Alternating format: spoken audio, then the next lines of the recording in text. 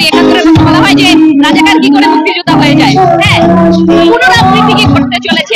এখানে রাজাকার মুক্তিযোদ্ধা হবে না, তবে আপনার সঙ্গে ওই অভিযোগগুলো যে কথা বললেন এটা আমি আগে যেটা বলেছি, ভিজিবিলিটি অ্যাপারেন্টলি কম আছে। আমরা সরকার আমরা কি করার সিদ্ধান্ত নিয়েছি নারীদের ইভেন্টের মাধ্যমে, এটা একটা সিগন্যাল, এটা একটা বার্তা যে নারীরাই আমাদের পথ দেখিয়েছে। আসলে এই 14 তারিখে নারীরা আমাদের পথ দেখিয়েছে, হ্যাঁ, এবং আমরা বলতে চাই আমরা কি এক বছরে সেই নারীদেরকে এই মায়ের চাদরে নিরাপত্তা দেওয়ার সেটিকে নিশ্চিত করতে পারছি? কারণ প্রতি মাসেই কিন্তু যে রিপোর্টগুলো বের হয় নারী সহিংসতা নির্যাতনের, সেটা কিন্তু ক্রমেই বেড়ে যাচ্ছে কিংবা সমান পরিমাণ থাকছে। খুব বেড়ে গেছে, শার্প রাইজ এটা হয়তো বলা যাবে না, কিন্তু আমি একটু অন্যদিকে দেখাই।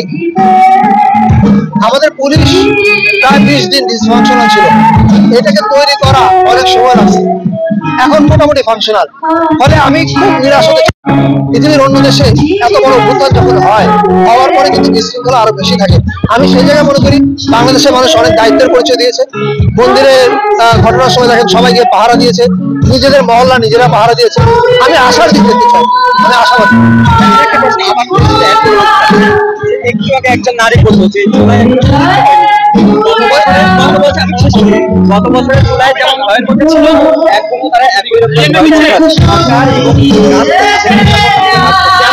এই প্রশ্ন উত্তর এই মাত্র দিচ্ছে, এই মাত্র দিলাম এই প্রশ্ন থেকে তারা মুচকে দেয়, ভার মুচকে দেয়, এবং এর মধ্য দিয়ে আমরা মনে করি যে আন্দোলনে তারা একটা নতুন দিশা দেয়।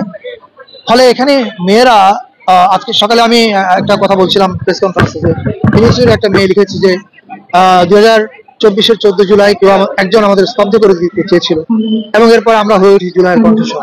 আসলে ওই দিন হল ভেঙে বেরিয়ে আসার মধ্য দিয়ে মেয়েরা জুলাইয়ের কণ্ঠস্বর হয়ে ওঠে, এবং যে কারণে আমরা জুলাইয়ের ফিজিক্যাল ইভেন্ট কিক অফ করছি জুলাইয়ের অনুষ্ঠান। ফলে এটা আমার মনে হয় সরকারের এবং দেশের মানুষের মনোভাব এখানে পরিষ্কার। আমার ফেসবুকে যারা আমাকে রেগুলার ফলো করে তারা জানে কোনো আন্দোলন হলে আমি সেটার সাথে থাকি। এটার ক্ষেত্রে যেই পরিমাণ অত্যাচার তারা করছে আমরা বুঝে নিয়েছিলাম যে এটা হচ্ছে মেক অর ব্রেক, হয় এবার আমাদের এর হাতে মুক্তি পেতে হবে, নতুবা আমাদের আর রাস্তা নাই।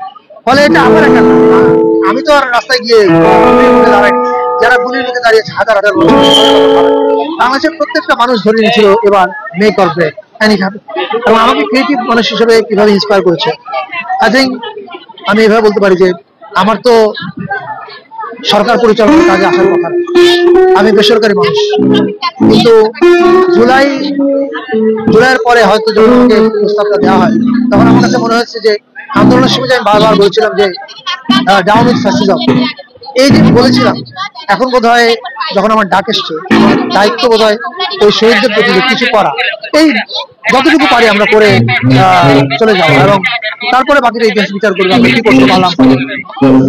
আমরা আপাতত আপনি খেয়াল করে দেখতে পাবেন আমরা কয়েকটা মেজর কাজ করছি।